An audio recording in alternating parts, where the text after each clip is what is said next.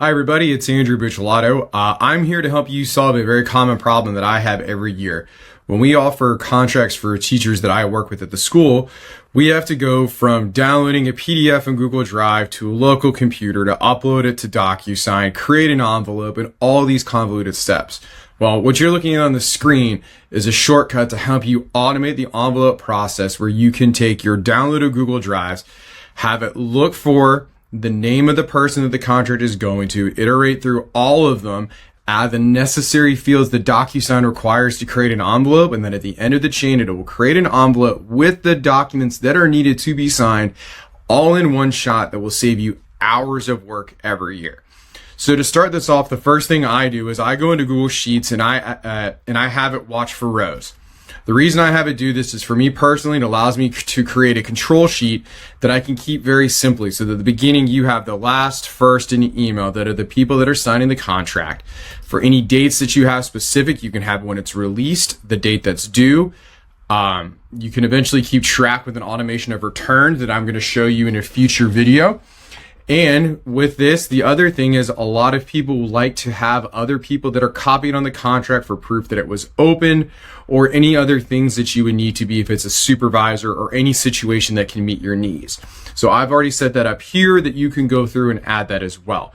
So when we jump into our automation chain and we're in the Google Sheets, what we're doing is saying, hey, my sheet is in my staff financial in the current year, and this is the specific sheet that I was just showing you that has it referenced there. You can see I've got the sheet name, I've added the headers, and I personally put a limit of 50 because we are never going to offer more than 50 contracts in a day, because personally that would just be overwhelming and could lead to a lot of mistakes.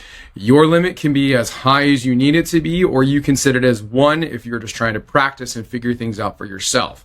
But what we're going to do from that is I always like to save a variable. So I named it staff name, where you can see I've taken cells A and B from my previous sheet here that are these two to create a variable that I have in my contract naming structure. I know that all of my contracts are going to be last name, comma, space, first name in there so that it is alphabetically organized. So now I have a variable here saved into make that when I'm going into Google Drive that I've connected, I'm going to say, hey, go into my Google Drive, retrieve any files that match the staff name variable that I just created. So for us, we never have any staff members with more than 10 documents in their contract. Again, for your instance, think of the maximum number that you would have for an individual or a contract packet that you would be running, and set your limit to a minimum of 2 above that just to be safe. So this is the limit that you're looking at. For us, it's a numerical number. It's not anywhere that it's going to be from your list over there. So just remember that.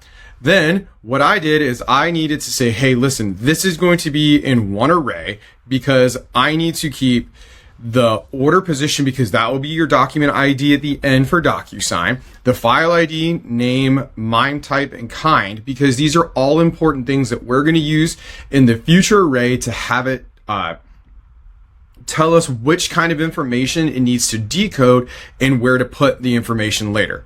So what I'm doing with this array aggregator, as it's gone through my Google Drive and it's searched, and some teachers, we have a single file. We have some teachers that have up to 7 documents in theirs. What this is doing is it's taking the output and it's saying at the end of this, all of those documents together will be placed into one array.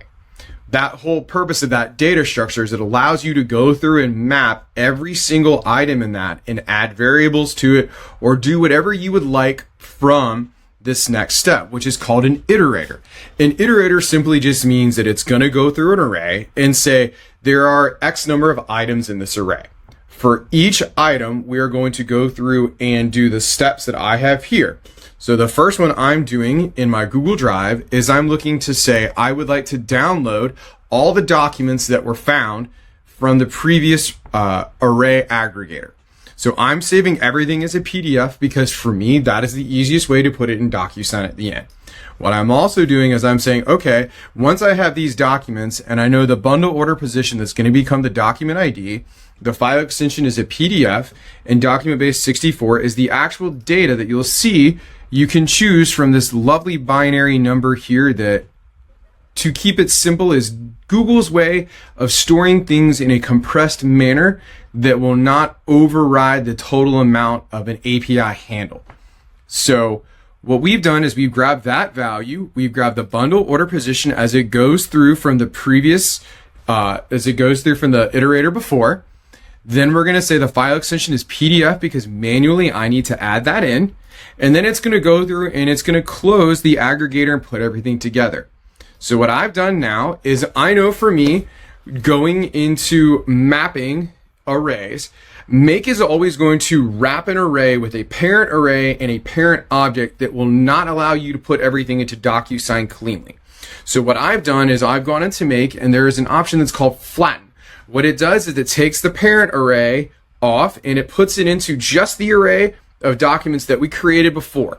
So you'll see that I'm working on it says it's 66.array.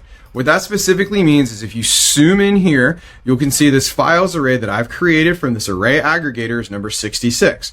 That means that this tools is taking the final array, it's flattening it down so that it's just the documents that we need. I've added the due date that we had from our spreadsheet earlier, that I put in a specific date time format that I believe is UTC ISO standard that DocuSign requires. And I've also put the date release because as part of creating a packet, you have to have a release date and it must have a due date automatically assigned to it. So as we go forward, the next step is to convert it to JSON. Now, what is JSON? JSON is just a simple parsable content that is easily put into as a string that you can then put directly in to your DocuSign API call. Now, the only thing that you have to change on this is you have an account ID right here. I did not want to put mine there personally because while I would love to trust everybody, if I put my personal account ID in there, anybody could use my developer account and run as many documents through our name as possible. You will need to go to your DocuSign account and personally create a developer account. And I believe you need to have admin control in your DocuSign account as well to be able to assign that API ID. So what you're going to look at, this is your path that you're going to go through. What you need to do is you need to connect your account here. Once it connects, it'll run through, and then you need to select whatever account you're running through. Some people may have 3 or 4 accounts under one parent account. So choose the account you would want, and then you're going to go through, and this is the path that you're going to do. Their API has recently changed where they're going to version 2.1 instead of version 2.0. But by doing that, it is critical that you follow this exact path that is here. The only thing you need to do is add your account ID. The method is post because you are creating it. You are sending it to DocuSign. You are not getting information. You are creating a document. Then what you'll need to do is go down to the body. The body is, this is another JSON that you can add in your variables. You can add in as much information as you would like. What I have done in this specific email body is I've created an email subject line. I've created a simple 2-paragraph saying that this is your packet. Please contact your building principal if you have any questions. You'll see this JSON document string that was coming in from the previous module before. That is placed there. That was why we had to flatten the array, convert it to JSON, because you can put it directly in as documents for this key value pair in the way that DocuSign's API is expecting the data to come in. Now you can move down to your recipients. You can see specifically I've created a signer section where from our previous sheet, you can see the email that will be here. The first and last name would be there. You can also see now carbon copies. You can see that I did not want to give out any of our personal information at the school. I have changed principal email and principal name to be copy name and copy email here. That would then be passed in automatically. You can see the status was created because you are making an envelope from this API call. And what the from date, that is the date released, when this envelope is to be created, and the due date time is the date that the packet will expire automatically. So this is the simple way to do it. As you fill out your sheet, you'll be able to go through and You can run as many as you want. For me, this has saved a dramatic amount of time because once you've merged your document into Google Docs, you can turn around and you can have it start automatically creating your packets for you. And then all you have to do is assign your signature fields and you are good to go and you are ready to send out your documents.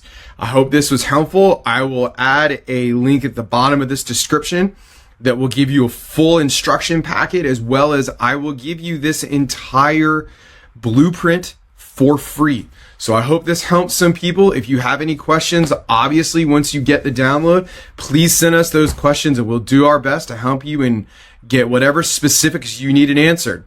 Thanks for your time.